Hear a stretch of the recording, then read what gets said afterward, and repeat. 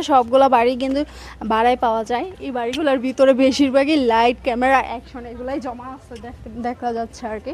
যাই হোক, এখন ছাদ থেকে ভিউটা দেখবো। আসলে বিভিন্ন ধরনের শুটিং স্পটগুলো বিভিন্ন রকম হয়ে থাকে। আমি ন্যাচারালি অনেক শুটিং স্পটে গিয়েছি, 1-2টা না, অনেক, মোবাইলে অনেক শুটিং স্পট। তো অনেকগুলোতেই গিয়েছি, অনেকগুলোরই ভিউ অনেক সুন্দর। এটা একটু নর্মাল, 30 টাকা এন্ট্রি ফি, বুঝতেই পারতেছেন। তবে ভিউটা সুন্দর, নর্মাল হলেও ভিউটা সুন্দর আসে। গ্রামীণ যে পরিবেশটা সেটা খুব সুন্দর হয়ে বাসে। তো যাই হোক, খাবারে গেছি ছাদে উঠতে।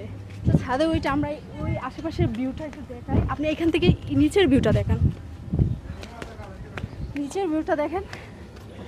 এই যে এটা হচ্ছে নিচের ভিউ। এদিকে এদিকে এদিকে আসতে না। এগুলা কি গাছ আসলে আমার তেমন চেনা নেই, জানা নেই। ফুল গাছটা সুন্দর।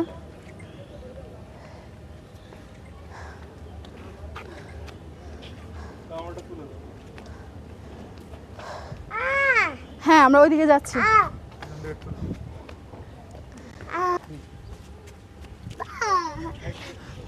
এই দেখো তো গাছ পেয়ে দেখো, আমরা সামনের দিকে যাই।